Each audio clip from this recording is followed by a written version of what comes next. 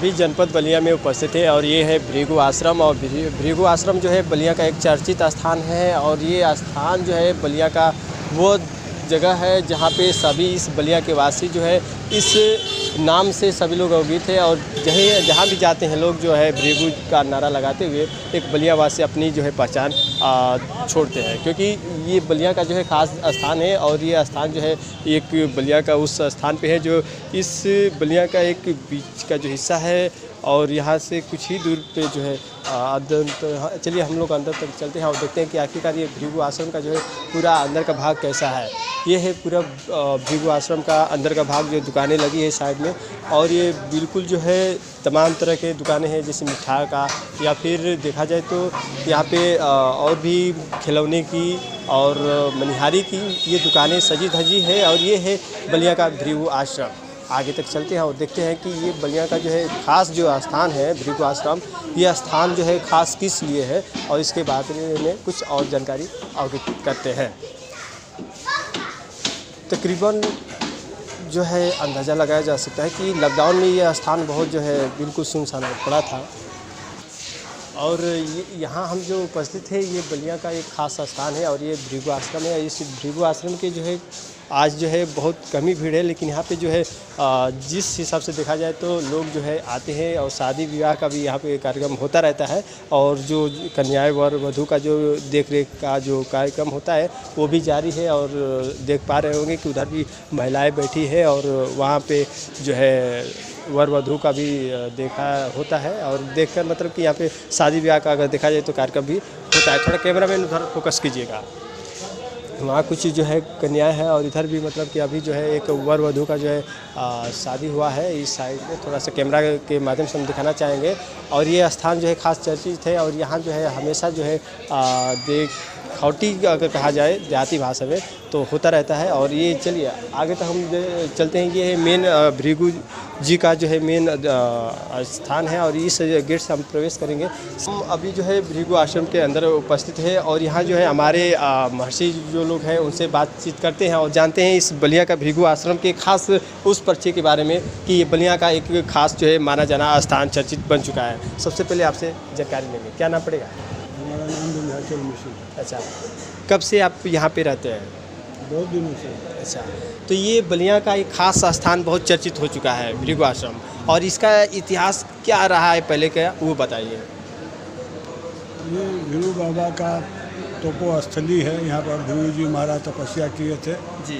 और नैमिषारण्य क्षेत्र में 88,000 ऋषियों की हम बैठक हो रही थी जी। जिसमें ये निर्णय करना था कि ब्रह्मा विष्णु महेश त्रिदेव में सबसे भगवान का स्वरूप कौन है। अच्छा हैं जी। तो ये ब्रह्मा जी के मानस पुत्र हैं। ब्रह्मा जी के मानस पुत्र हैं भृगु भृगु जी हैं। 88,000 ऋषि लोग ने भृगु जी महाराज को चुन दिया कि आप ही के अंदर ऐसी शक्ति है जो कि त्रिदेवा की परीक्षा ले सकते हैं जी। तो सर्वप्रथम अपने पिता के पास गए। अच्छा, ब्रह्मा जी के पास। ब्रह्मा जी के पास है। ब्रह्मा जी उसमें तपस्या में लीन थे। जी। इन्होंने भृगु जी महाराज जाकर मन में प्रणाम कर लिए, दिखावे पे प्रणाम नहीं किए और ऊंचे आसन पर बैठ गए। अच्छा। तब उनका ध्यान टूटा ब्रह्मा जी का। तो ब्रह्मा जी देख रहे हैं कि हमारा पुत्र हमारे पास आया और मुझे प्रणाम भी नहीं किया और ऊंचे आसन पर बैठ गए हैं। इसको विद्या का घमंड हो गया है। ऐसा पुत्र रहकर क्या करेगा जो कि माता पिता का अपमान करे। तुरंत कमंडल से जल लिए और गायत्री मंत्र का आवाहन करने लगे। तब तक उनकी माता सरस्वती जी वहाँ पर उपस्थित हो गई। उपस्थित होने के पश्चात ब्रह्मा जी से करे कि ये क्या कर रहे हैं तो देखती नहीं है, हमारे पास आया, मुझे प्रणाम भी नहीं किया, ऊंचे आसन पर बैठ गया है। इसको विद्या का घमंड हो गया है। ऐसा बालक रहकर क्या करेगा जो कि पिता का अपमान करे। मैं इसको वध करूँगा। तब सरस्वती जी कह रहे एक माँ के सामने एक पुत्र का वध होना असंभव है। जब हमारा पुत्र ही नहीं रहेगा तो मैं भी आपके सारे सृष्टि को नष्ट कर दूँगा। बड़ा समझाई है। समझाने के बाद इनका ध्यान माने जो क्रोध था वो शांत हुआ है। क्रोध शांत होने पर भृगु जी महाराज कह रहे हैं कि पिताजी मैं आज आपके पास आपके पुत्र होकर नहीं आया था, मैं एक निर्णायक के रूप में आपके पास आया था। आपके पास दिव्य दृष्टि थी, आपने दिव्य दृष्टि का प्रयोग नहीं किया है। यदि दिव्य दृष्टि का प्रयोग किए होते तो सारी बातें आपको जानकारी मिल गई होती है। तो ब्रह्मा जी को उन्होंने श्राप दिए, जाइए जैसे कि दुर्गा जी के, हनुमान जी की, शंकर भगवान की और अन्य देवताओं की मूर्ति की पूजन होती है, उस प्रकार से आपकी मूर्ति की पूजन नहीं होगी। आपकी पूजन की जाएगी। जैसे ही कोई यज्ञ होगा, अनिष्ट कार्य होगा, उसमें ब्राह्मण को या अथवा कुशा को ब्राह्मण बनाकर उनका पूजन किया जाएगा, बल्कि आपकी मूर्ति की पूजन नहीं होगी।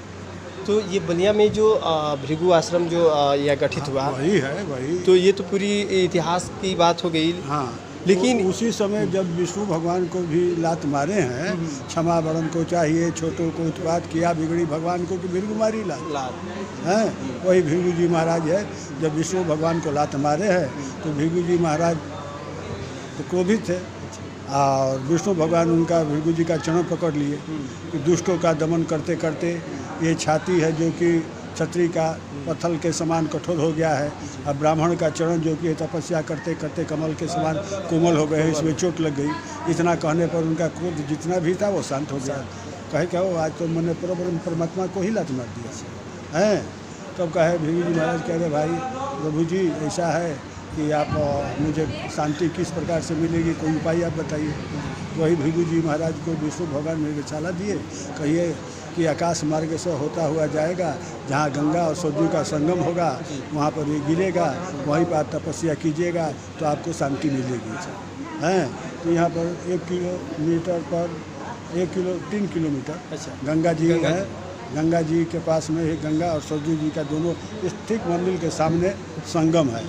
गंगा जी दक्षिण साइड में, यानी कि गंगा जी के पास में गंगा और सरयू का संगम है। तो यहीं पर तपस्या किए, ये गिरा और तपस्या किए। जिस दिन उनकी पूर्णाहुति हुई है यज्ञ की, तो सारे देवता लोग उपस्थित होकर उनका भृगु जी महाराज का अभिनंदन किए हैं और कहे कि प्रभु नहीं, आप बहुत माने कि तपस्वी हैं, आप लोग के दर्शन करने के लिए हम लोग आए हैं। और यही तो गंगा जी सरयू जी का संगम और छोटी मूर्ति हैं दर्दर मुनि, जिनके नाम से कार्तिक महीने का मेला लगता है, ददरी मेला है। तो दर्दर मुनि जी सरयू जी को लाकर संगम कराए। तो भृगु जी महाराज कहे कि भाई ये जो क्षेत्र होगा दर्दर मुनि के नाम से क्षेत्र होगा, जो मेला लगेगी दर्दर मुनि के नाम पर लगेगी, क्योंकि हमारे ये शिष्य हैं, इन्होंने गंगा सरयू का संगम कराए हैं, इसलिए। तो ये तपोस्थली है, तपोस्थल है ना, यहाँ पर तपस्या की है। अच्छा, ये मंदिर जो है कब का निर्माण हुआ? यहाँ ये तो पहला मंदिर गंगा जी के उस पार चले गया। अच्छा, दूसरा गंगा जी के पेट में चल रही है, तीसरा ये बना है। हाँ, सरकार ने रिंग बांध दी तो गंगा जी पीछे हट गई, नहीं तो गंगा जी बार बार इनको चरण स्पर्श करना चाहती हैं, ये नहीं चाहते हैं। तो यहाँ पर भी ये जो मंदिर बना हुआ है 100 बरस यहाँ पर भी हो गया, 100 वर्ष ये स्थान हो चुका है। यहाँ का जो ये मंदिर बना है इस स्थान पे आज के समय में 100 वर्ष हो चुका है, और वो स्थान है जहाँ पे ब्रह्मा जो है ऋषि के जो है वो पुत्र थे भृगु जी, और वो पुत्र ऐसे थे जो बिल्कुल जो है बाकी ऋषियों में एक ऐसे जानकार, एक खास जो है ऐसे तपोबल थे कि उनके अंदर जो है तमाम विद्यमान और विद्याएँ उपस्थित थी। और ये जो है खास जो है बलिया का इसलिए चर्चित है क्योंकि बलिया एक तपोबल का एक धरती माना जाता है और एक पवित्र स्थान है बलिया। और बलिया जो है इसी से पूरा जो है इलाका, पूरा बलिया का नगरवासी लोग इसी भृगु बाबा के नाम से और इनके जो है उच्चारण से सब लोग चलते हैं। और हम दिखाना चाहेंगे कि ये जो है पूरा भाग जो दिख रहा है ये भृगु आश्रम का तकरीबन 100 वर्ष पहले का ये दृश्य जो है आज उस हालत में पड़ा है जो एक नए पीढ़ी के दौरान में आज एक अच्छे तरह से जो है बिल्कुल सुसज्जित दिखता हुआ नज़र आ रहा है। और ये जो है ख़ास स्थान इसलिए परिचित है कि क्योंकि यहाँ के लोग जो है एक प्रेम, एक जो है सभी लोग लगन के साथ एक साथ जुड़ कर चलते हैं और वो सभी लोग के अंदर एक भाईचारे, एक प्रेम का जो है संबंध बना रहता है। और ये स्थान जो है बलिया में वो एक जो पवित्र स्थान है और वो स्थान पे हम लोग उपस्थित थे। ये भृगु जी का मेन स्थान है और यहीं पे जो है अपना तपोबल जो है दिए और अपना जो है यहीं पास ही में 2-3 किलोमीटर अंदाज़ा लगाया जा सकता है कि सरयू का मतलब कि गंगा यमुना सरयू तीनों जो है नदियों का मिलाप हुआ और वहीं पे क्या किए अपना तप दिए। और साइड का पूरा हिस्सा आप देख पा रहे हैं कि सभी मतलब कि यहाँ पे सज धज के बना है और आज जो है बलिया का एक चर्चित स्थान बन चुका है।